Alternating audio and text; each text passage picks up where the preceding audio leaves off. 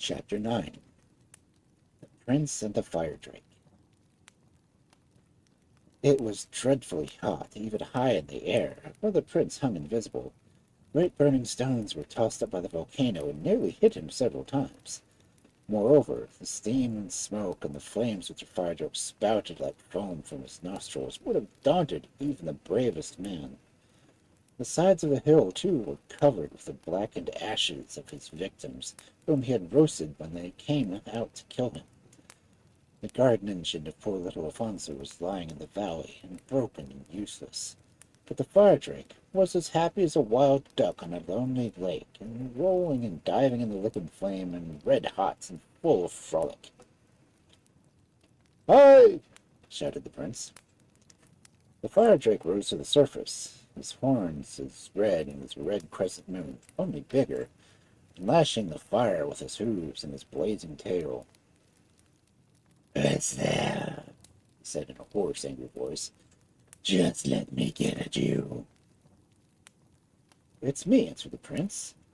It was the first time he had ever forgotten his grammar, but he was terribly excited.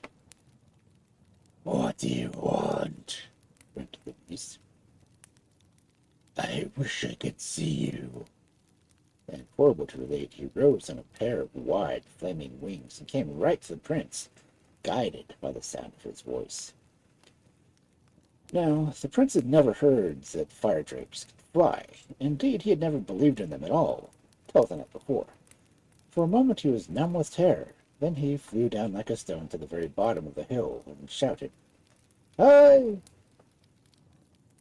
"Well," Firedrake, "what's the matter? Can't you give a civil answer to a civil question?"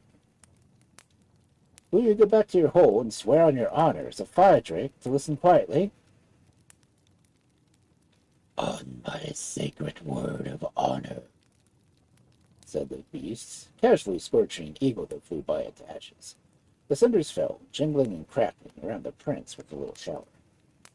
Then the Firedrake dived back with an awful splash of flame, and the mountain roared around him. The prince now flew high above him and cried, "A message from the Remora. He says you are afraid to fight him." "Don't know him," grunted Firedrake. "He sends you his glove," said Prince Prigio, "at the challenge of mortal combat, till death do you part." Then he dropped his own glove into the fiery lake. "Does he?" "Just let me get at him." And he scrambled out, all red hot as he was. "I'll go and tell him you're coming," said the prince, and with 2 strides he was over the frozen mountain.